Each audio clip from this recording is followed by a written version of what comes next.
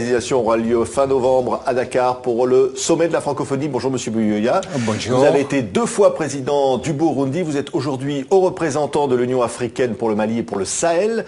Et vous vous présentez donc à la tête de la francophonie. Pourquoi ? Oui, pourquoi? Parce que d'abord, ce poste est ouvert. Mon pays est membre de la francophonie depuis l'origine.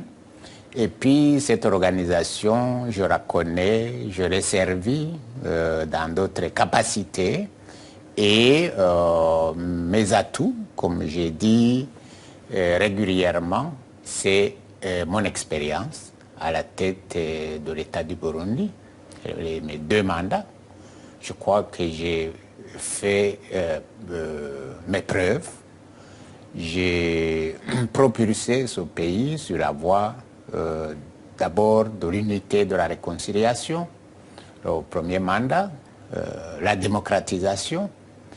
Et ensuite, pendant mon 2e mandat, j'ai négocié la paix, l'accord d'Arusha pour la paix et la réconciliation, qui est devenu aujourd'hui l'acte fondateur de l'État burundais. Oui. Alors, Monsieur le Président, certains vous reprochent, à chaque fois, vos 2 mandats, vous êtes arrivé au pouvoir à la suite de coups d'État et sans vous le reproche.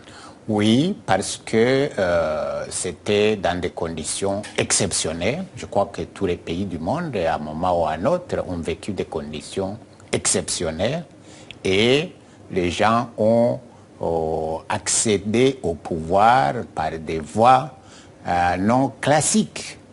Cependant, si on peut me reprocher cela, j'ai quand même à mon actif le fait que j'ai quitté le pouvoir à 2 reprises, volontairement, pacifiquement.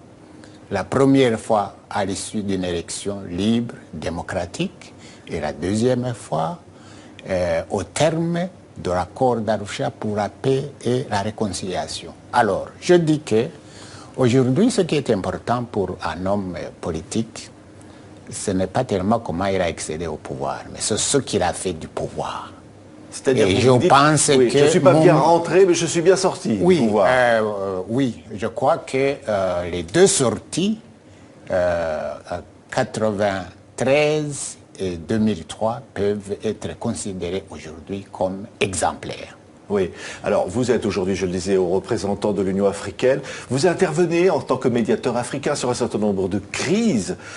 Ça veut dire qu'aujourd'hui, l'Afrique a besoin de médiation, l'Afrique a besoin de paix, et la francophonie peut être un moyen d'y parvenir? Oui, je voudrais d'abord indiquer que c'est à cause de mon bilan positif à la tête du Burundi que la communauté internationale, l'Union africaine, la francophonie, d'autres organisations ont fait recours à moi comme médiateur, comme envoyé spécial, et particulièrement la francophonie.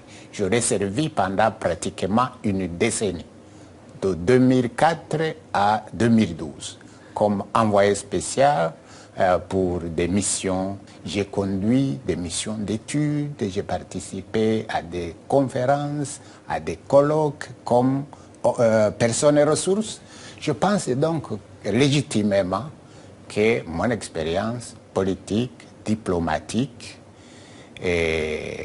m'amène à avoir une ambition légitime pour diriger cette organisation. Vous avez le soutien de quel pays dans cette démarche, Monsieur Buyoya? Alors, d'abord, j'ai le soutien de mon pays.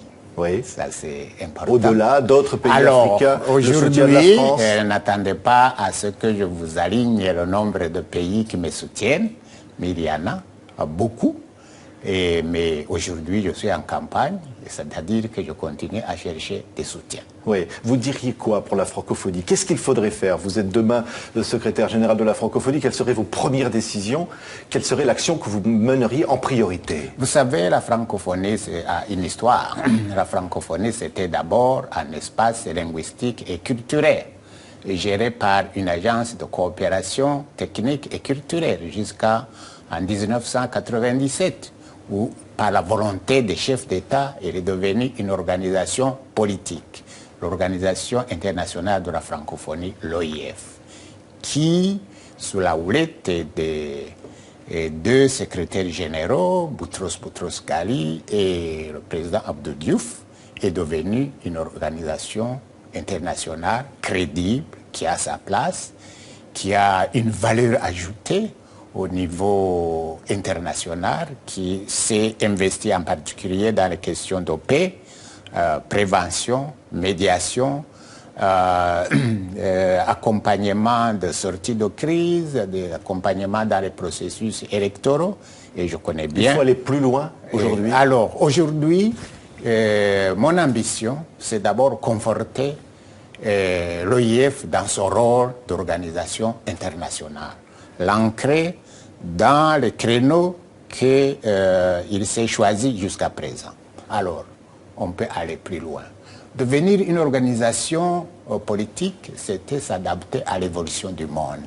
Après la fin de la guerre froide, après la disparition des blocs, les pays avaient besoin de nouvelles solidarités, de nouvelles identités. Aujourd'hui, je crois qu'on peut innover. On devrait insister sur ce que certains appellent la francophonie économique. L'espace francophone pourrait être un espace d'échange économique.